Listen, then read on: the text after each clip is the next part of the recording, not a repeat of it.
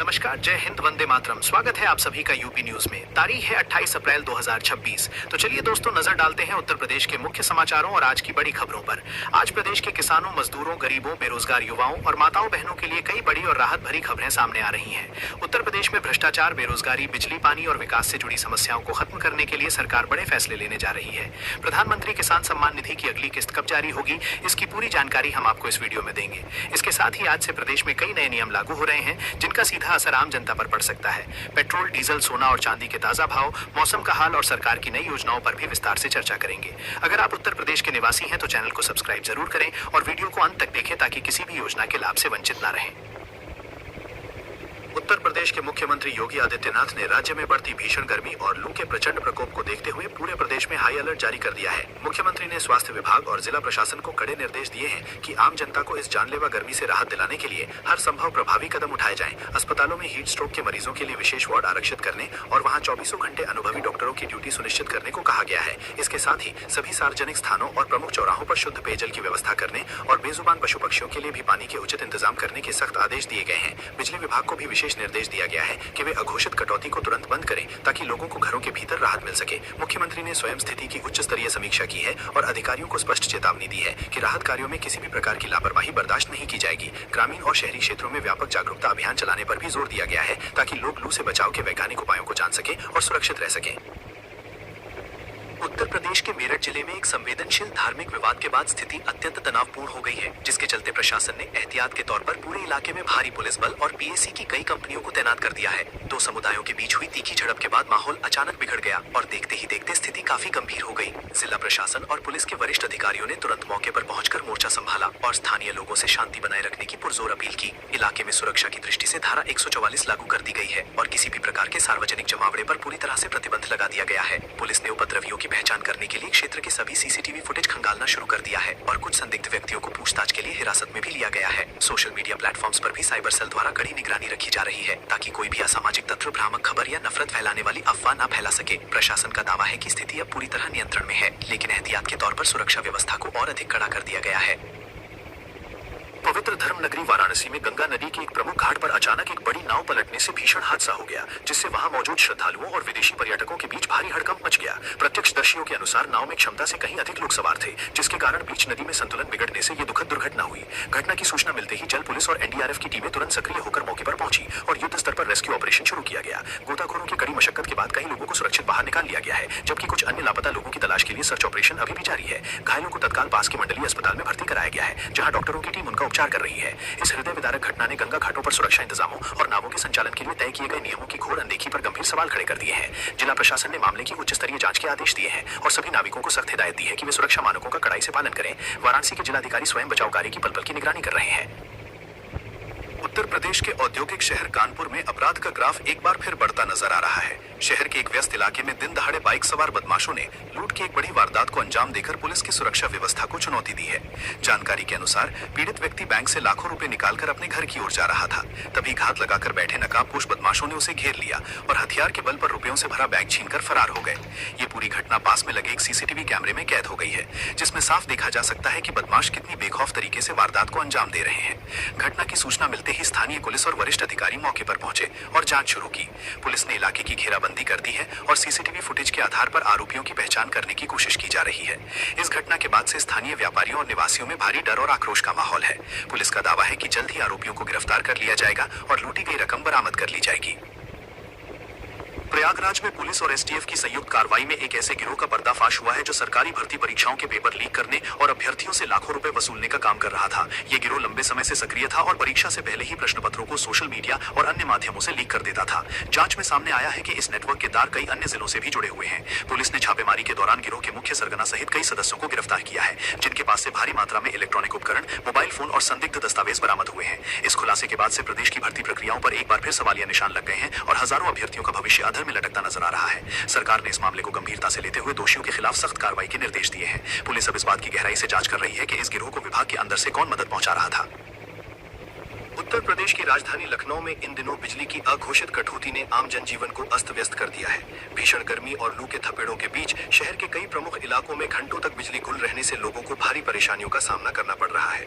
गोमती नगर, अलीगंज और इंदिरा नगर जैसे क्षेत्रों में स्थिति और भी खराब है, जहां रात के समय भी बिजली की आवाजाही बनी रहती है। बिजली न होने के कारण पानी की आपूर्ति भी प्रभावित हो रही है, जिससे लोगों का गुस्सा सातवें आसमान पर है। कई जगहों पर स्थानीय निवासियों ने बिजली विभाग के कार्यालयों के बाहर प्रदर्शन किया और नारेबाजी की। ऊर्जा विभाग के अधिकारियों का कहना है कि अत्यधिक गर्मी के कारण बिजली की मांग में रिकॉर्ड बढ़ोतरी हुई है, जिससे ट्रांसफार्मरों पर लोड बढ़ गया है और तकनीकी खराबी आ रही है। विभाग ने आश्वासन दिया है कि मरम्मत का काम तेजी से किया जा रहा है और जल्द ही आपूर्ति सामान्य कर दी जाएगी, लेकिन फिलहाल जनता को राहत मिलती नहीं दिख रही है। उत्तर प्रदेश सरकार के निर्देश पर राज्य भर में अवैध कॉलोनियों और अतिक्रमण के खिलाफ अभियान तेज कर दिया गया है। इसी कड़ी में लखनऊ और नोएडा के विभिन्न इलाकों में प्रशासन ने भारी पुलिस बल की मौजूदगी में बुलडोजर चलाकर अवैध निर्माणों को ध्वस्त कर दिया। लखनऊ विकास प्राधिकरण और नोएडा प्राधिकरण की टीमों ने उन जमीनों को मुक्त कराया जिन पर भूमाफियाओं ने अवैध रूप से कब्जा कर रखा था।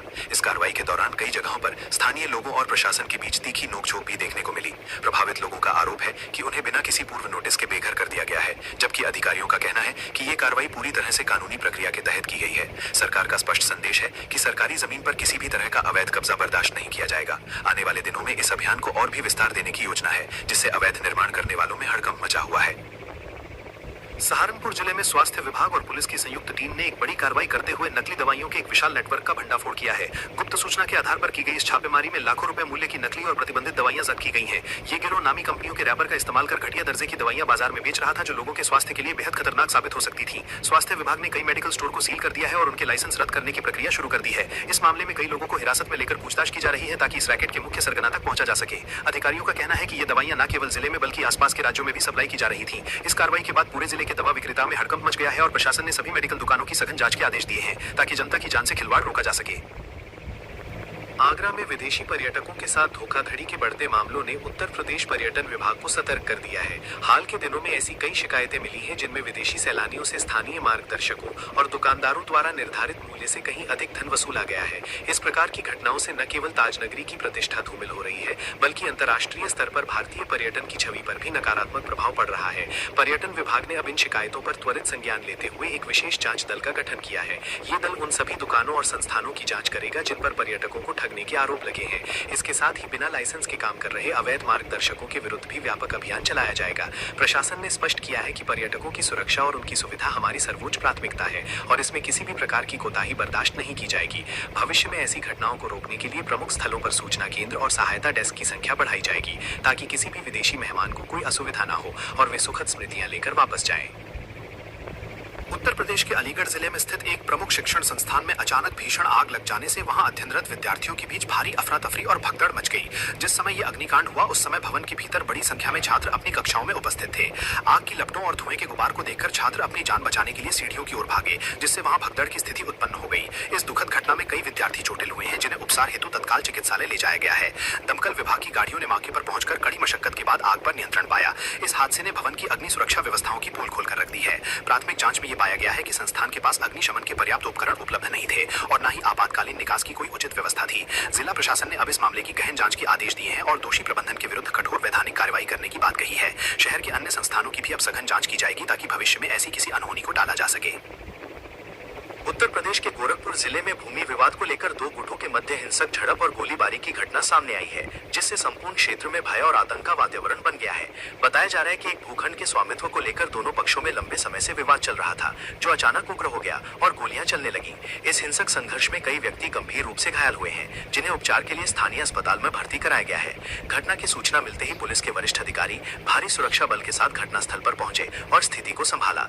वर्तमान में शांति व्यवस्था बनाए रखने के लिए प्रभावित क्षेत्र में पुलिस की गश्त बढ़ा दी गई है और चप्पे चप्पे पर सुरक्षाकर्मी तैनात किए गए हैं। पुलिस ने इस मामले में प्राथमिकी दर्ज कर ली है और फरार अभियुक्तों की धरपकड़ के लिए विभिन्न स्थानों पर छापेमारी की जा रही है। प्रशासन ने लोगों से शांति बनाए रखने की अपील की है और दोषियों को जल्द पकड़ने का आश्वासन दिया है। इस घटना ने स्थानीय कानून व्यवस्था पर भी सवालिया निशान लगा दिए हैं और पुलिस अब भूमाफियाओं के विरुद्ध भी अभियान चलाने की योजना बना रही है। नोएडा और ग्रेटर नोएडा को जोड़ने वाले द्रुत मार्ग पर एक अत्यंत तीव्र गति से जा रही कार अनियंत्रित होकर सुरक्षा घेरे से टकरा गई, जिससे एक भीषण सड़क दुर्घटना घटित हुई। इस टक्कर के परिणाम स्वरूप कार में सवार यात्री गंभीर रूप से घायल हो गए और वाहन पूरी तरह से क्षतिग्रस्त हो गया। इस हादसे के कारण द्रुत मार्ग पर वाहनों की लंबी कतारें लग गई और यातायात व्यवस्था पूरी तरह से चरमरा गई। सूचना प्राप्त होते ही यातायात पुलिस और राहत दल ने मौके पर पहुंचकर घायलों को वाहन से बाहर निकाला और उन्हें उपचार के लिए निकटतम चिकित्सालय में भर्ती कराया। प्रत्यक्षदर्शियों का कहना है कि कार की गति बहुत अधिक थी, जिसके कारण चालक वाहन पर अपना नियंत्रण खो बैठा। इस घटना के पश्चात स्थानीय प्रशासन ने द्रुत मार्ग पर गति सीमा के नियमों का कड़ाई से पालन कराने और सुरक्षा मानकों को और अधिक सुदृढ़ करने की घोषणा की है। अब मार्ग पर आधुनिक गति मापक यंत्रों और निगरानी कैमरों की सहायता से नियमों का उल्लंघन करने वालों पर कड़ी नजर रखी जाएगी, ताकि भविष्य में ऐसी जानलेवा दुर्घटनाओं को रोका जा सके और यात्रियों की यात्रा सुरक्षित हो सके।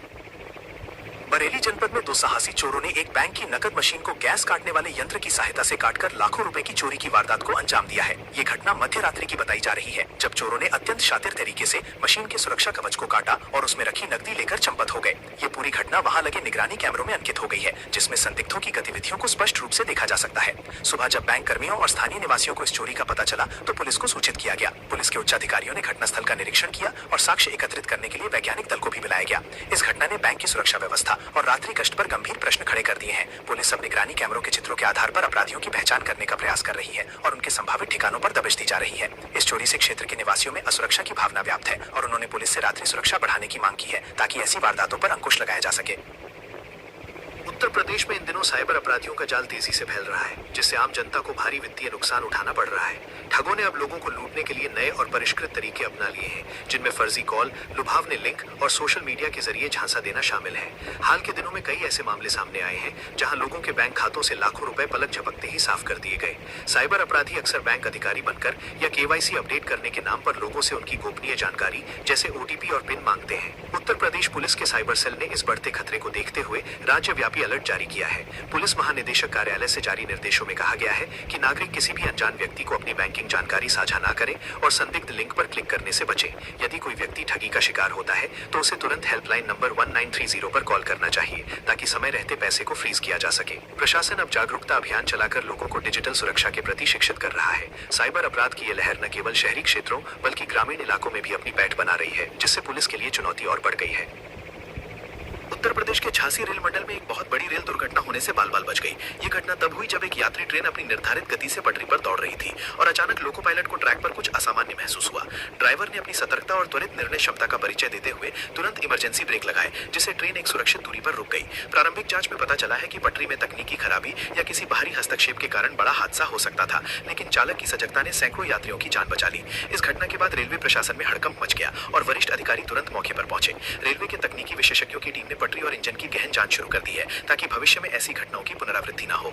झांसी मंडल के रेल प्रबंधक ने लोको पायलट की प्रशंसा की है और उन्हें पुरस्कृत करने की सिफारिश की है। वर्तमान में इस मार्ग पर ट्रेनों का आवागमन कुछ समय के लिए बाधित रहा, लेकिन मरम्मत कार्य के बाद स्थिति सामान्य कर दी गई है। सुरक्षा मानकों की समीक्षा के लिए एक उच्च स्तरीय समिति का गठन किया गया है, जो इस तकनीकी चूक के कारणों का पता लगाएगी। उत्तर प्रदेश सरकार के कड़े निर्देशों के बाद पूरे राज्य में अवैध शराब के निर्माण और तस्करी के खिलाफ एक व्यापक छापेमारी अभियान चलाया जा रहा है। पुलिस और आबकारी विभाग की संयुक्त टीमों ने विभिन्न जिलों में दबिश देकर हजारों लीटर कच्ची और जहरीली शराब जब्त की है। इस कार्रवाई के दौरान दर्जनों अवैध भट्टियों को नष्ट किया गया और भारी मात्रा में लहन बरामद किया गया, जो शराब बनाने के काम आता था। पुलिस ने इस धंधे में शामिल कई मुख्य तस्करों को गिरफ्तार किया है और उनके खिलाफ सख्त धाराओं में मुकदमा दर्ज किया गया है। विशेष रूप से ग्रामीण इलाकों और सीमावर्ती जिलों में सघन तलाशी ली जा रही है, ताकि दूसरे राज्यों से आने वाली अवैध शराब की खेप को रोका जा सके। मुख्यमंत्री के आदेश पर यह अभियान चलाया जा रहा है, जिसका उद्देश्य राज्य में शराब माफियाओं के नेटवर्क को पूरी तरह से ध्वस्त करना है। पुलिस महानिदेशक ने सभी जिला कप्तानों को निर्देश दिए हैं कि वे अपने क्षेत्रों में अवैध शराब की बिक्री पर पूर्ण अंकुश लगाएं और लापरवाही बरतने वाले स्थानीय पुलिस कर्मियों पर भी कार्रवाई करें। इस अभियान से अवैध शराब के कारोबारियों में हड़कंप मचा हुआ है और पुलिस की गश्त बढ़ा दी गई है। उत्तर प्रदेश की राजधानी लखनऊ में भ्रष्टाचार के खिलाफ एक बड़ी कार्रवाई करते हुए एंटी करप्शन टीम ने एक वरिष्ठ सरकारी अधिकारी को रंगे हाथों रिश्वत लेते हुए गिरफ्तार किया है। आरोपी अधिकारी एक महत्वपूर्ण विभाग में तैनात था और एक पीड़ित से काम के बदले मोटी रकम की मांग कर रहा था। पीड़ित की शिकायत पर टीम ने जाल बिछाया और जैसे ही अधिकारी ने रिश्वत के पैसे अपने हाथ में लिए, वैसे ही उसे दबोच लिया गया। इस गिरफ्तारी के बाद विभाग के अन्य कर्मचारियों और अधिकारियों में हड़कंप मच गया है। घटना का एक वीडियो भी सोशल मीडिया पर वायरल हो रहा है, जिसमें टीम अधिकारी के हाथ धुलवाकर गुलाबी रंग दिखा रही है, जो रिश्वत लेने का पुख्ता सबूत माना जाता है। शासन ने इस मामले को गंभीरता से लेते हुए आरोपी अधिकारी को तत्काल प्रभाव से निलंबित कर दिया है और उसके खिलाफ विभागीय जांच के आदेश दे दिए हैं। एंटी करप्शन ब्यूरो के अधिकारियों का कहना है कि भ्रष्टाचार के खिलाफ जीरो टॉलरेंस की नीति अपनाई जा रही है और किसी भी दोषी को बख्शा नहीं जाएगा। इस कार्रवाई से जनता में प्रशासन के प्रति विश्वास बढ़ा है और अन्य विभागों में भी सतर्कता बढ़ा दी गई है।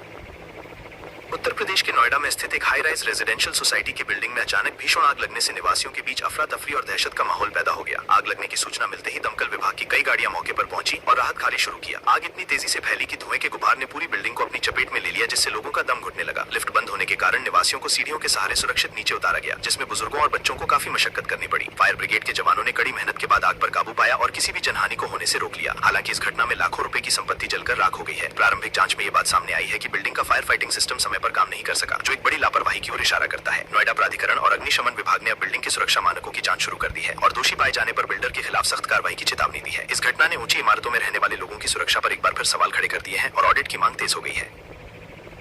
उत्तर प्रदेश के कृषि प्रधान क्षेत्रों में एक बार फिर से किसान आंदोलन की सुगबुगाहट काफी तेज होती दिखाई दे रही है। राज्य के विभिन्न हिस्सों से आ रही खबरों के अनुसार किसान बिजली की बढ़ती दरों और फसलों के बकाया भुगतान को लेकर खासे नाराज हैं। विशेष रूप से पश्चिमी उत्तर प्रदेश और तराई के इलाकों में किसानों के बीच असंतोष का ग्राफ तेजी से ऊपर जा रहा है। भारतीय किसान यूनियन और अन्य स्थानीय संगठनों ने सरकार को स्पष्ट चेतावनी दी है कि यदि उनकी मांगों पर जल्द विचार नहीं किया गया तो वे बड़े स्तर पर सड़कों पर उतरने के लिए मजबूर होंगे। किसानों का मुख्य मुद्दा नलकूपों के लिए बिजली के बिलों में की गई अप्रत्याशित वृद्धि और गन्ना किसानों का चीनी मिलों पर बकाया पैसा है। सरकार की ओर से इस तनाव को कम करने के लिए बातचीत का रास्ता खोलने की तैयारी की जा रही है। कृषि विभाग के वरिष्ठ अधिकारी और जिला प्रशासन के लोग किसान नेताओं के निरंतर संपर्क में हैं ताकि किसी भी बड़े विरोध प्रदर्शन को टाला जा सके। ग्रामीण क्षेत्रों में इस मुद्दे को लेकर पंचायतें भी शुरू हो गई हैं, जो आने वाले दिनों में एक बड़े आंदोलन का रूप ले सकती हैं। सरकार को अब जल्दी कोई ठोस कदम उठाना होगा ताकि किसानों का भरोसा जीता जा सके और राज्य में शांति व्यवस्था बनी रहे। किसानों का कहना है कि लागत बढ़ने और सही दाम न मिलने से उनकी आर्थिक स्थिति खराब हो रही है। उत्तर प्रदेश में कानून और व्यवस्था की स्थिति को लेकर सोशल मीडिया प्लेटफॉर्म्स पर एक नई और तीखी बहस छिड़ गई है। पिछले कुछ दिनों से राज्य में अपराध से जुड़े विषय तेजी से ट्रेंड कर रहे हैं, जिसके कारण विपक्षी दलों और आम जनता ने सरकार की कार्यप्रणाली पर गंभीर सवाल उठाने शुरू कर दिए हैं। हाल ही में हुई कुछ आपराधिक घटनाओं के वीडियो और खबरें इंटरनेट पर वायरल होने के बाद लोगों में असुरक्षा की भावना घर करने लगी है। इस स्थिति की गंभीरता को देखते हुए मुख्यमंत्री कार्यालय ने अत्यंत कड़ा रुख अपनाया है। शासन की ओर से पुलिस महानिदेशक को स्पष्ट निर्देश दिए गए हैं कि अपराधियों के खिलाफ बिना किसी देरी के सख्त से सख्त कार्रवाई की जाए। पुलिस को रात में गश्त बढ़ाने और संवेदनशील इलाकों में अतिरिक्त बल तैनात करने के कड़े आदेश दिए गए हैं। सरकार का दावा है कि राज्य में कानून का राज पूरी तरह कायम है और किसी भी अपराधी को बख्शा नहीं जाएगा। सोशल मीडिया पर चल रहे इस अभियान के जवाब में पुलिस विभाग ने भी अपनी उपलब्धियों और हाल ही में की गई गिरफ्तारियों का पूरा ब्यौरा साझा करना शुरू कर दिया है, ताकि जनता के बीच सुरक्षा के विश्वास को फिर से बहाल किया जा सके। प्रशासन अब आधुनिक तकनीक और जमीनी पुलिसिंग के जरिए अपराध पर लगाम लगाने की हर संभव कोशिश कर रहा है। तो दोस्तों, ये थी आज की तमाम बड़ी खबरें। जय हिंद, जय भारत।